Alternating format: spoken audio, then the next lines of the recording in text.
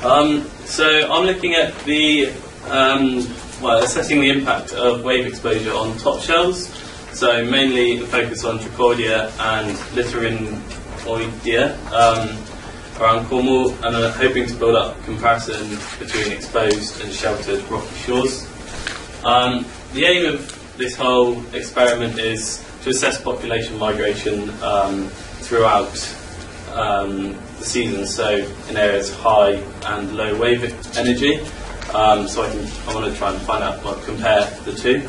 I also want to begin to build up a database, so it's a lot easier to measure population densities and seasonal migration throughout Cornwall of gastropods.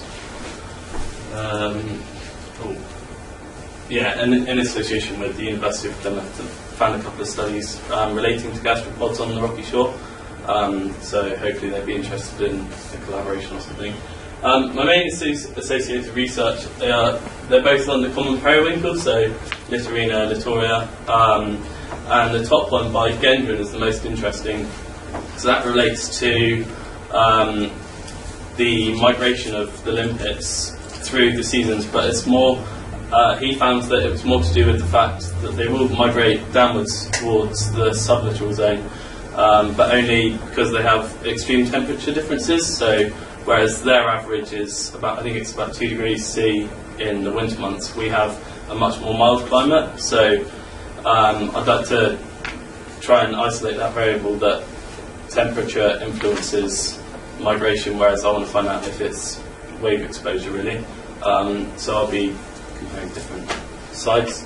The second study I found is Williams, who did a similar sort of study in Wales, and again he just put that the optimum area for size growth is on the sublittoral zone, but it's also got lots of nice information about the species. Methodology, nothing too expensive. 2 GPS for recording my areas. So I'm going to use 3 sites. Site 1 on the east of Pendennis Point. Site 2, Giddy Reef. It's nice and exposed throughout the winter when we get more easterly winds and increased wave action. And Site 3, extremely sheltered up in the Helford, just to the right of Port Navis. They're all fairly morphologically and ecologically similar sites, so they've got similar species there, and the only variable is wave exposure and possibly salinity.